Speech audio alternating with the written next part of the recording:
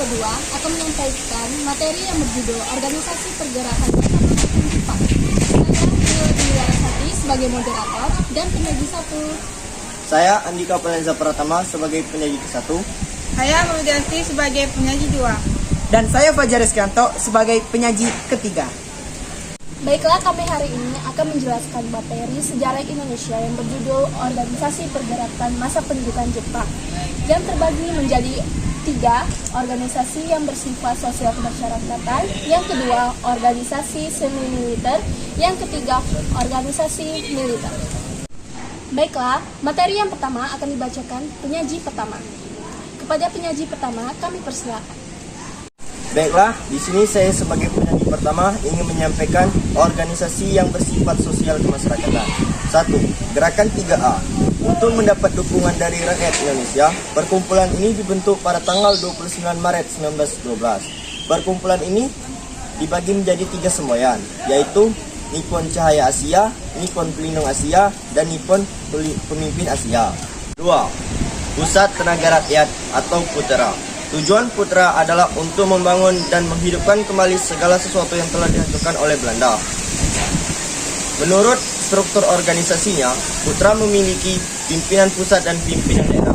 Pimpinan pusat dikenal sebagai 4 serangkai. Kemudian pimpinan daerah dibagi sesuai dengan tingkatannya, yaitu tingkat Shuken dan Gon. 3. Majelis Islam ala Indonesia dan Majelis Syura Muslimin. Jepang sangat memerlukan kekuatan umat Islam untuk melawan sekutu. Pada tanggal 4 September 1942, MII diaktifkan kembali. Dengan diaktifkannya kembali MII, maka organisasi pergerakan pada zaman itu cukup penting.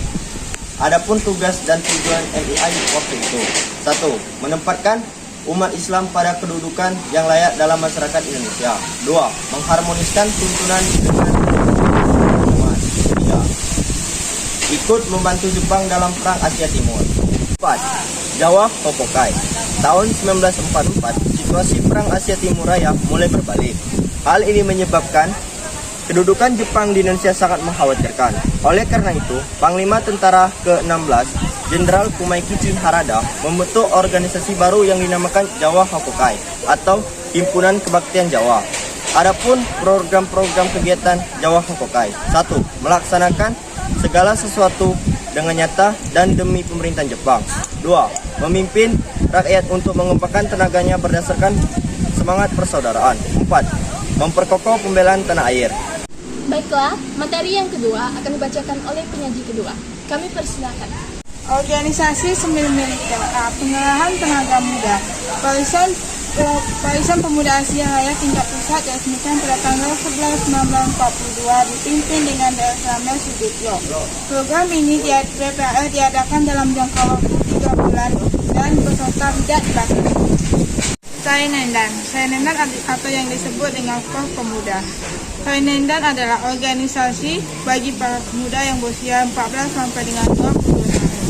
Tujuannya dibentuk Sainendan adalah untuk melatih dan mendidik para pemuda untuk menjaga dan mempertahankan tanah airnya dengan kekuatan sendiri. Dalam hal ini, Sainendan difungsikan sebagai cadangan atau pengaman garis belakang. Organisasi Kaibodan. Organisasi Kaibodan atau disebut dengan Korps Kewaspadaan.